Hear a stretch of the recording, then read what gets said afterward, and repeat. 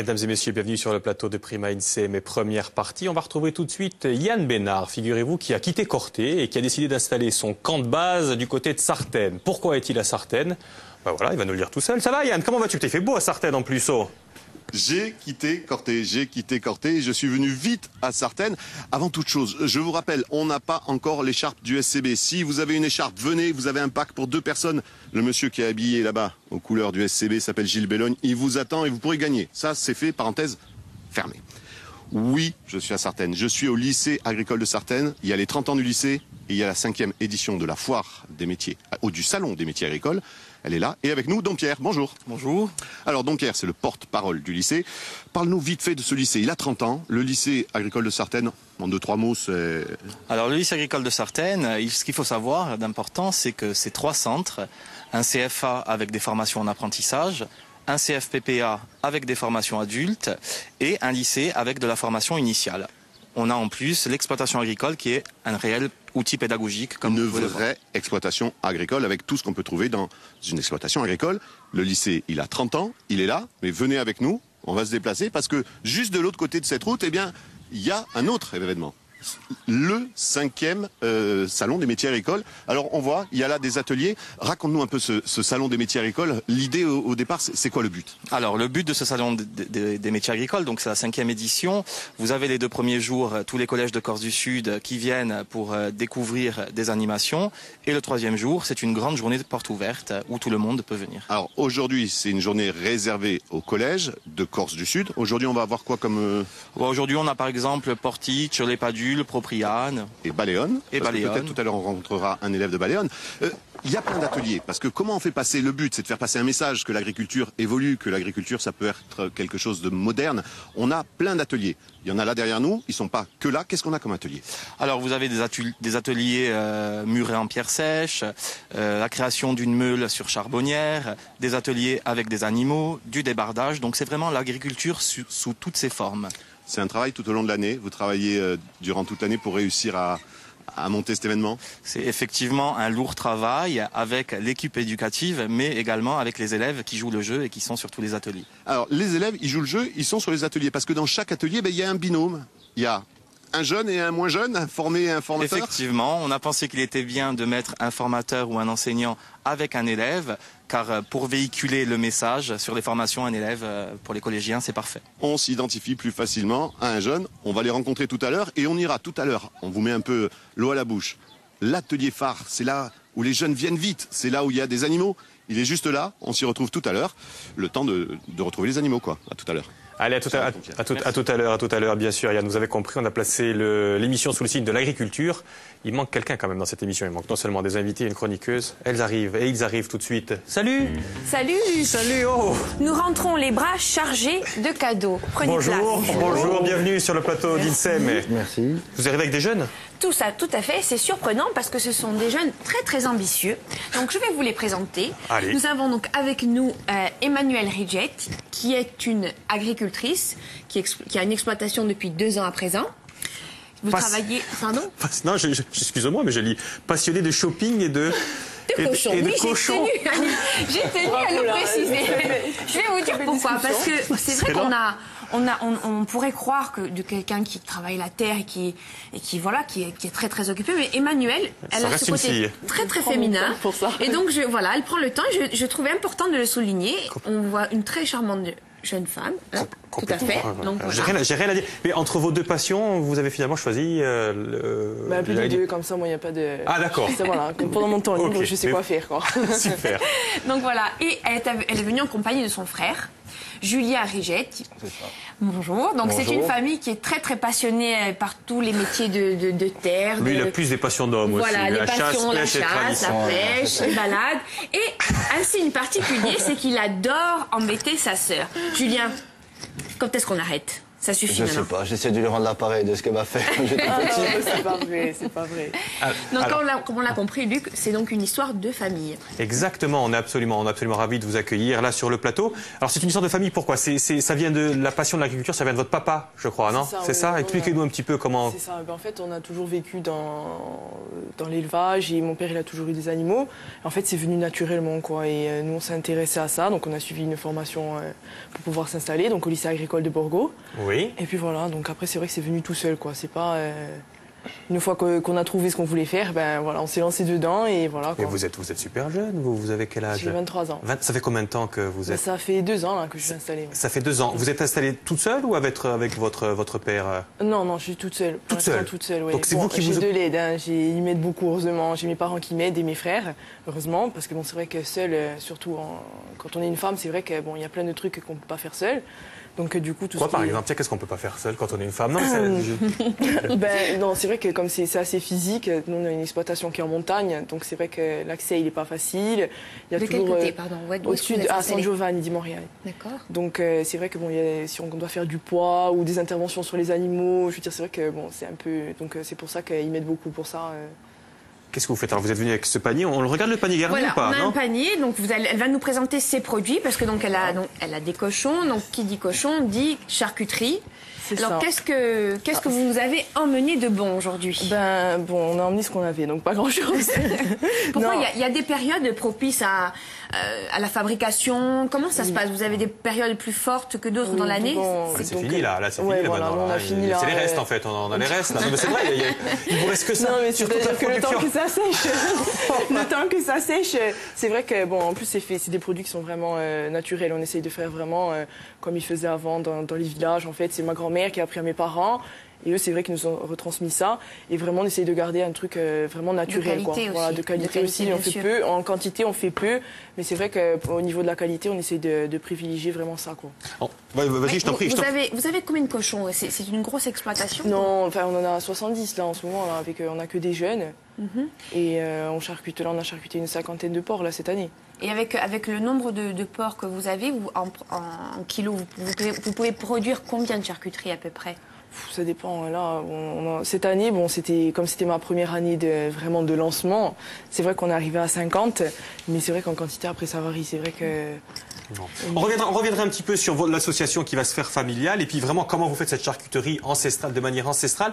Mais avant cela, on retrouve un petit peu Yann. Qu'est-ce que tu en penses, Francine? Ah oui, volontiers. Allez, Yann, du côté de Sartène, avec des collègues et des confrères à vous. On est toujours au salon des métiers agricoles et je vous l'avais promis, on se retrouve à un des ateliers phares. C'est vrai que les jeunes viennent souvent vite ici. Pourquoi? Parce que c'est l'atelier des animaux et pour nous le présenter, je vous l'avais dit, il y a des formatrices et il y a des formés et aujourd'hui, elle est avec nous. Son prénom? Laetitia. Laetitia, merci de nous recevoir. Alors, je le disais, c'est souvent ici que viennent les jeunes. Il y a beaucoup de monde qui déjà est venu? Depuis ce matin, ça défile, hier aussi. Alors, qu'est-ce qu'on trouve sur cet atelier? Alors, sur l'atelier, on trouve différents élevages. Donc, 2 élevages qu'on a sur le lycée, l'élevage porcin et l'élevage ovin.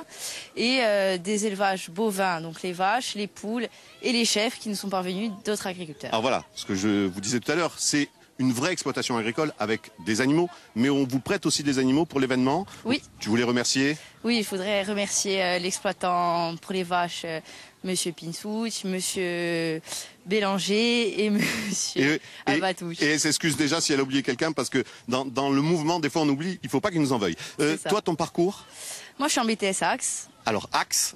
Alors, analyse et conduite des systèmes d'exploitation. Et ton but, tout simplement? M'installer en olicultrice. Elle veut faire de l'huile d'olive? AOC. AOC, évidemment, et c'est une famille d'agriculteurs, bien entendu. Mon père, voilà. Alors, oui, on doit faire des produits de qualité, on doit faire des produits bio, on doit faire des produits haut de gamme, et pour ça, on retrouve Valérie. Oui, bonjour. Alors Valérie, ici sur ce stand, en binôme avec Laetitia, vous êtes formatrice. Moi je suis formatrice en écologie, donc j'enseigne l'agrobiologie en BTS Axe. Voilà. L'écologie, une donnée essentielle aujourd'hui. On peut plus, la problématique environnementale, même dans l'agriculture, on peut plus faire autrement. Oui, c'est-à-dire que là, l'agriculture doit évoluer vers la durabilité et donc on s'y accorde. Bon, de toute façon, soyons tout à fait honnêtes, les agricultures intensives, c'est-à-dire les champs de blé à perte de vue, c'est pas encore à l'ordre du jour. Non, pas du tout. C'est des petites exploitations, donc agriculture raisonnée où on a quand même on va dire, des objectifs de productivité pour l'exploitant, mais également la prise en compte de l'environnement. Donc voilà. Raisonné ou bio? En 2 mots, vite fait, la différence entre ces... Le bio, c'est vraiment le refus des produits chimiques de synthèse, et donc on respecte vraiment le vivant et l'environnement. Et donc c'est un gage pour la santé. Il y a un gage. Alors, et d'une, c'est des niches parce que c'est des produits plus haut de gamme qui donnent une plus-value. Et puis la santé, c'est pas seulement celle de l'environnement, c'est aussi celle de l'agriculteur. De l'exploitant. Voilà. Parce qu'on a vu qu'à force d'utiliser des produits phyto, il y a de gros soucis de santé pour certains, et donc ça devient incontournable de se lancer plutôt vers une agriculture biologique. Merci Valérie, et bravo pour ce stand. Nous, on va aller dans un deuxième stand d'ici quelques minutes. On va se retrouver là-bas. C'est quoi ensuite, après les animaux qui fait rêver les jeunes qui viennent? Les machines. Parce que oui, les machines agricoles, elles aussi, évoluent. Et ce que je vous propose, c'est qu'on se retrouve tout à l'heure pour vous montrer à quel point ça peut être technique aujourd'hui, l'agriculture. Bien sûr, Yann, allez, on vous retrouve dans quelques petites minutes. On va revenir avec nos invités. On était au lycée agricole de Sartène. Vous avez fait une formation, vous, au lycée agricole de Borgo. C'est ça. Vous avez maintenant 19 ans, c'est ça? On ressort, on est prêt à être agriculteur ou pas quand on fait une formation comme ça ou pas? Oui, vous vous sentez prêt, vous, Julien? Oui, me sentir prêt, je me sens prêt, mais après, c'est sûr que jeune, il faut quand même avoir certains... Enfin, financièrement, c'est pas... Et foncièrement aussi, c'est pas... C'est difficile, et puis là, je vais essayer de faire un GAEC avec ma soeur pour pouvoir bien l'aider. C'est-à-dire, soit j'apporte à l'exploitation, soit j'apporte du cheptel, du foncier, tout ça, pour pouvoir ensuite agrandir, je l'espère, l'exploitation. Un GAEC?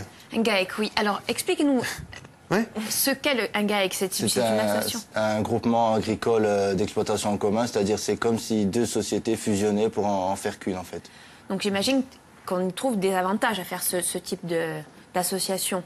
Sauf que vous n'avez pas de société. Alors comment ça va se passer? Expliquez-nous un petit peu là. C'est surtout... Parce que vous avez une société. Moi j'ai mon entreprise. Voilà, l'entreprise. Oui, une entreprise qui s'appelle Ladio. D'ailleurs, je vous montre sa petite carte. Elle se trouve du côté de San Giovanni di Montréal. Voilà. Et, pardon, je vais vous couper. Vos produits, on ne les trouve que là-haut ou est-ce que vous... Je fais pratiquement que de la vente directe, et après je fais certaines foires. Là, je vais... quand il arrive l'été et tout, c'est vrai que je préfère valoriser justement le contact avec les gens. C'est très important. Je trouve que c'est mieux pour valoriser son produit, le fait d'expliquer aux gens. Puis les gens, ils préfèrent surtout. On est dans une zone qui est assez touristique, donc il y a beaucoup de gens qui passent à côté de l'exploitation. C'est vrai qu'ils aiment bien voir les animaux et qu'on leur explique vraiment ce qu'on mange. Voilà, c'est ça, c'est très important pour eux. Donc revenons sur cette histoire de GAEC. Nous, on est très intéressés. C'est votre émission, Francine. Comme vous le sentez. Non, mais ça on me discute passionne. On a tellement de... Il y a quelques personnes qui nous regardent quand même. Non, moi, je suis curieuse. Donc on revient sur la GAEC. En fait, on parlait des avantages. Oui, donc vous avez votre société, vous, on a bien compris. Votre frère, il n'a pas de société, donc je ne sais pas comment... Plutôt qu'en fait de faire 2 trucs différents, on avait décidé plutôt de faire un truc ensemble. Donc peut-être pas doubler la production ou quoi que ce soit, mais déjà arriver à... Voilà, déjà, surtout pour moi. Le travail, surtout, vu que c'est une fille, pour pouvoir alléger, faire le travail qui est plus physique, je pourrais par exemple le faire moi... Tout ce qui est après contention des animaux et tout ça, quand on va intervenir dessus, ça va pouvoir l'alléger et tout ça. Mais ça j'ai bien compris, mais pourquoi vous n'intégrez pas directement la société de votre sœur alors, Julien? Pourquoi faire une autre société? Non mais Parce que c'est plus facile. Et puis moi, c'est vrai que je viens de me lancer. Mon exploitation, pour être viable, normalement, si tout va bien, c'est prévu au bout de 5 ans. Bon, je suis à 2 ans, là, ça va. Mais c'est vrai que je peux pas... c'est plus difficile, quoi, si moi je vais essayer de l'intégrer comme ça dans mon truc à moi, quoi. Parce que lui, après, foncièrement, il va apporter quelque chose en plus. Et c'est vrai que pour moi, ce sera, je pense que pour tous les deux, mais surtout pour moi, ce sera plus facile. Et pourquoi votre frère n'est pas quelqu'un de, j'allais dire, peut-être qu'il y a beaucoup plus de foncier, beaucoup plus de moyens, beaucoup plus puissant que votre frère, à la limite? Ouais, mais je préfère. Quand même. C'est une histoire de famille. C'est ça, ouais. C'est une histoire de famille, c'est très important. C'est vrai, on apprend à se faire confiance. Et puis... le GAEC, je dirais, c'est aussi, on a une vie sociale qui est, enfin, oui, parce que c'est vrai que on n'est pas isolé. Ouais, c'est vrai qu'on est vite isolé, quoi. C'est vrai que bon, après quand on fait des manifestations, des foires, on voit d'autres exploitants, d'autres producteurs, mais bon, c'est vrai que vous échangez beaucoup. Ouais, c'est vrai. Enfin, moi, j'aime beaucoup connaître un peu d'autres personnes, même s'ils font la même chose que moi. Mais au moins pour pouvoir comparer, différencier. Après, c'est vrai que c'est toujours une expérience à prendre, et moi, ça m'intéresse beaucoup de faire ça. Quand on est jeune agriculteur, agricultrice comme vous, est-ce qu'on a des aides financières pour une installation? Oui. Du coup, à la suite de ma formation au lycée agricole, on a la dotation aux jeunes agriculteurs. Donc au bout de 4 ans de formation, on vous donne cette subvention pour pouvoir vous aider justement à vous lancer parce que moi en plus je suis en création, donc c'est pas juste une reprise, c'est... D'accord. Donc quand vous allez sortir de la formation, de la création, il y a toi qui va lancer ta création, qui va te créer aussi. Donc vous allez grandir un petit peu. C'est ça. D'accord. C'est ça. Mais il y a une question que j'ai envie de vous poser, mais d'abord il y a Yann qui veut absolument nous dire quelque chose. Yann, qu'est-ce qu'il y a? Qu'est-ce qui se passe du côté de Sartène? Dis-nous, qu'est-ce qu'il y a? Qu'est-ce qui se passe? On est tout simplement en train de préparer notre prochaine invitée. Audrey, ça va? Elle est en train de se faire maquiller. Tout va bien. Qu'est-ce qui se passe? On n'a pas de gagnant encore. Vous avez une écharpe du SCB, vous avez envie de partir pour la finale, on vous offre la totale, l'avion, le transfert, l'hébergement. Si vous avez une écharpe, venez nous rejoindre. Je regarde autour parce que... Non, j'y crois pas. Viens vite toi. Allez, cours, je vous promets. Alors, comment tu t'appelles? Alexandre. Eh bien Alexandre, qu'est-ce qu'il a? L'écharpe du SCB, c'est Alexandre et je vous promets, c'était pas prévu, il est arrivé en voiture avec papa qui doit être là-bas. Alexandre, une dernière question pour pouvoir gagner. Le SCB, il a marqué combien de buts cette année? Non, je plaisante, tu as gagné. Voilà, en direct, c'était pas prévu, Alexandre a gagné, il va partir. Avec qui tu vas partir? Avec papa. Regarde, c'est lui qui t'a emmené. Si tu dis que tu pars avec quelqu'un d'autre, normalement ça finit mal. Avec papa. Eh bien écoute, papa va t'emmener, nous on va t'offrir l'avion, l'hébergement, les entrées au stade, tout ça pour gagner, parce qu'on va gagner ou non? Oui. Combien? 4-0. Ouais, 4-0, 1-0 ça suffira. Le tout c'est qu'on gagne. Merci. Bon, à tout à l'heure, je retrouverai Audrey et les machines agricoles en direct depuis le lycée. Quel timing! Et si c'est un enfant qui le dit, ça sera 4-0 vraisemblablement. Il y a 3 places, donc il pourra même emmener sa maman, bien sûr, hein, vous l'avez compris. On revient avec vous. J'avais entendu parler, moi, en préparant l'émission, d'un GIE, groupement d'intérêt économique. Pourquoi vous ne faites pas ça? Pourquoi vous connaissiez d'ailleurs le GIE? Non. Parce que vous ne connaissez pas, donc vous ne faites pas. Voilà, c'est ça. On demandera au fondateur du lycée de Sartène. Alors là, on a une plaquette dans le maquis parce que il y a beaucoup de monde qui vous a croisé. Il y a un mois de cela, vous étiez au salon de l'agriculture. Vous êtes arrivé avec votre plaquette. C'est important pour vous d'aller comme ça au salon de l'agriculture? Ah oui, bien sûr. Pourquoi? Déjà, c'est une super expérience, que ce soit personnelle ou professionnelle, parce que on a pu rencontrer plein de gens. On a pu présenter nos produits et représenter la Corse. C'est vrai que c'était vraiment une belle expérience. Ça, bien sûr, mais vous êtes une petite exploitation. Vous n'avez que quelques ports. Vous nous avez dit. Quel est l'intérêt pour vous d'aller parce que vous ne pouvez pas vendre. Justement, de se dire, même si on a une petite exploitation, de pouvoir se montrer et voilà, faire découvrir ses produits, de montrer que même si on est tout petit, on peut arriver quand même à faire des trucs bien, quoi. Le but en fait de ces manifestations-là, c'est aussi de prendre des contacts et éventuellement faire traverser votre produit. Oui, après pourquoi pas, oui, bien sûr. Est-ce que vous avez eu ce genre de contact? Oui, j'en ai eu. Bon, c'est vrai que pour l'instant, on n'a pas. Non, on des photos. Je sais pas qui je m'en tiens, j'ai des petits porcs, c'est mignon. Donc, parce que jusqu'à maintenant, on a une petite production, donc c'est vrai qu'on n'a pas l'utilité de faire ça, mais bon, après, c'est vrai que c'est toujours des contacts bons à prendre. Bien sûr. Alors, cette charcuterie, on a bien compris que c'était votre grand-mère qui la faisait comme ça. Votre père la faisait exactement à l'identique. Vous la faites comme ça. S'il arrive, le petit jeune, lui. Toi, tu es d'accord pour les goûts?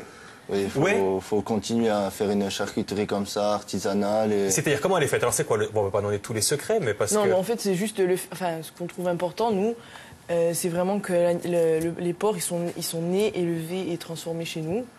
Et après, dans la charcuterie, il n'y a pas de colorant, pas de conservateur, il n'y a pas d'additifs, quoi que ce soit. C'est vraiment naturel, quoi. Vous avez une production, on pourrait dire bio, carrément, ou pas? On pourrait dire oui. Tiens, il y a Petra B là qui dit, je l'ai pas entendu, on vous trouve où tous les deux exactement? Tiens, c'est pas mal ça. Charcuterie pour tous, Figati, on vous trouve où? On répète? Sur San Giovanni di Moriagne. Il n'y a que là que vous vendez votre production? Non, après c'est vrai qu'on fait beaucoup de foires. Et bon, après, mais voilà, on fait que de la vente directe dans les magasins. C'est vrai qu'on D'ailleurs, prochainement, vous serez en Balagne, je crois. Oui, c'est ça, samedi prochain. Et en fin avril, on sera sur Aléria. Donc en Balagne, je précise, c'est une foire de Muro qui va se faire. C'est ça. Petit village Vémour, donc on n'est pas très loin d'Île-aux-Rousses. Et je viendrai vous rendre visite d'ailleurs. Bien sûr. Berger, ma copine, hésite à se lancer dans une formation agricole. Pouvez-vous la convaincre, s'il vous plaît? Bon. Vraiment quelques mots. Non, il faut vraiment être motivé. Et je pense qu'une fois qu'on sait ce qu'on veut vraiment faire... Bon, c'est sûr que si on a un peu d'aide, c'est mieux, comme j'ai eu moi j'ai eu de la chance. Mais bon, une fois qu'on sait ce qu'on veut faire, il faut se lancer, quoi. De toute façon, Et puis on peut continuer de vivre sa vie de femme, en plus. Bien sûr. Non, mais on renonce pas à tout quand on se lance dans la charcuterie. Bon, après, c'est vrai que c'est une décision à prendre soi-même. Hein. C'est vrai que... Mais bon, il n'y a pas de... Je veux dire, maintenant, quand même, en 2015... Oui, Manuel, si votre père n'avait pas été dans ce milieu-là, est-ce que vous aurez choisi l'agriculture? Je pense pas, parce que je vois pas en fait comment j'aurais pu connaître ce milieu à part avec lui, quoi. Comme c'est vrai que voilà, c'est ça. Allez, on retrouve Yann, si vous le voulez bien, avec son invité. Je crois que ça y est, elle a fini d'être pomponnée là. Oui.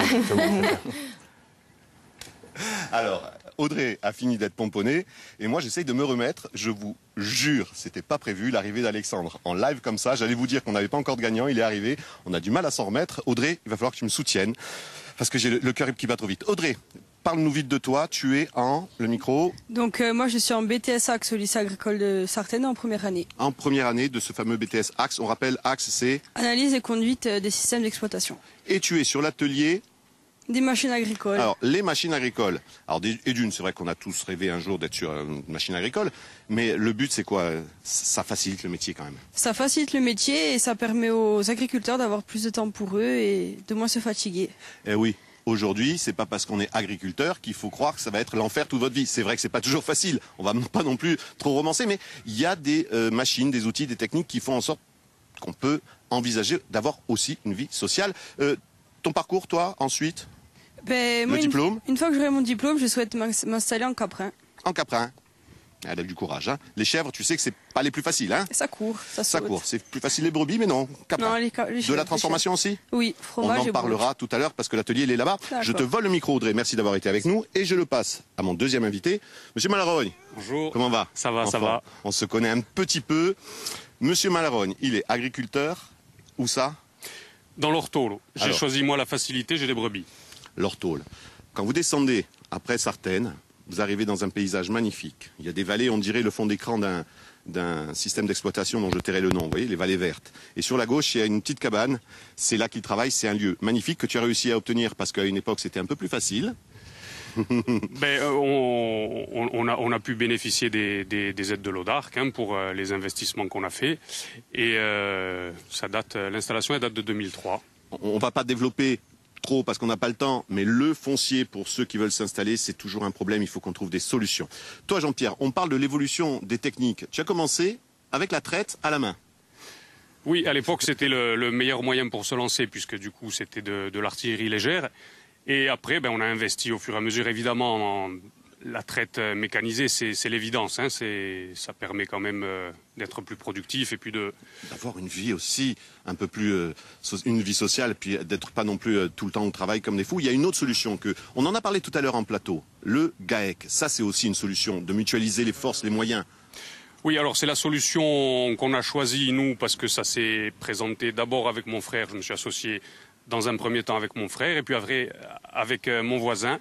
Et le cousin aussi? Et la belle-sœur. La belle-sœur, enfin. Voilà. Tout ça, ça reste en famille et entre amis. Ça a été progressif et c'est ce qui nous a permis de mutualiser les moyens et de partager la main-d'œuvre parce qu'on est quand même dans un boulot où il y a beaucoup d'astreintes et il faut absolument envisager ou de s'associer ou d'embaucher, mais à terme. Il faut se débrouiller pour ne pas faire ce métier tout seul. Bon, ceci étant, un dernier message vite fait. Si un jeune a envie de s'installer, parce que tu n'es pas vieux non plus, et qu'il est motivé, et que les parents disent qu'est-ce que tu leur dis aux jeunes? Le jeune qui a ça dans la tête, il faut qu'il essaye de le faire. Si vous avez ça dans la tête, ne vous laissez pas décourager. Si vous avez ça dans la tête, il faut y aller à fond. Je suis désolé, on est un peu pressé. Les machines sont là, Jean-Pierre est là. Et tout ça, ensuite, ça nous mène à l'atelier de transformation. Il y a de la charcuterie, il y a du fromage. On s'y retrouve tout à l'heure. Ça sera dans le Prima 2. À tout à l'heure, Yann, bien sûr. Lui aussi fait un GAEC, vous avez vu, donc c'est vraiment à la mode. Je vous remercie rapidement, les jeunes. Merci vraiment d'être passé par là. On va débuter tranquillement la charcuterie. Pourquoi je vous remercie plus vite que d'habitude? Parce que voilà, ils sont sur le plateau, The Révérend. The Révérend, ils sont en concert demain, n'est-ce pas Francine? Oui, au Temple, on pourra les écouter. Ce sont des créations et ils vont nous interpréter un titre qui s'appelle The Only One for Me. À vous les gars, à vous. Voilà, à vous.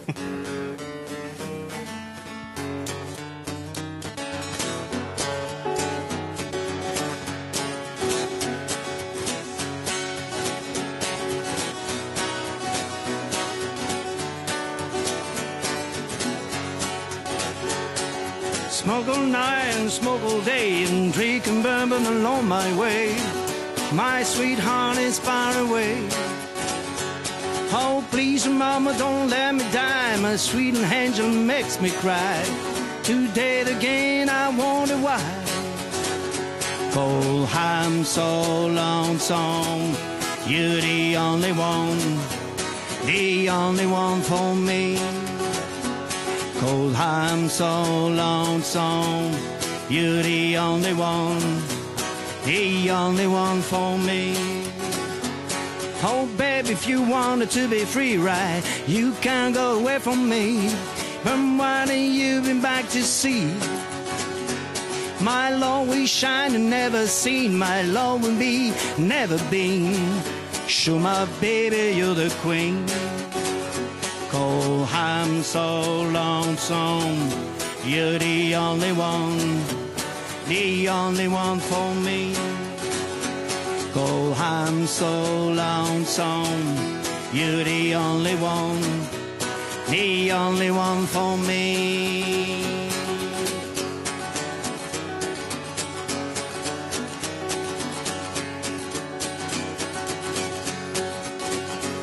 Sans plus tarder, sans coup faire rire, je veux m'en aller, je veux m'enfuir. Prince de ce monde, laisse-moi partir. Avec toi je veux en finir, avec lui j'ai un avenir. Dans son royaume je veux grandir. 'Cause I'm so lonesome. You're the only one for me. 'Cause I'm so lonesome. You're the only one for me. Only one for me. God bless you. Ah ben bravo. Ben, du coup, on pensait qu'on allait finir avec vous, mais on revient avec nous. Voilà, merci messieurs. Merci, et on répète que vous êtes demain du côté du Temple Café Concert. Et tiens, puisque tu es encore là, puisque j'ai pas eu le temps de te dire au revoir, on te retrouve où toi? Ce soir à Migliacciar, à la salle Cardiff, nous jouerons une pièce qui s'appelle Dressurel.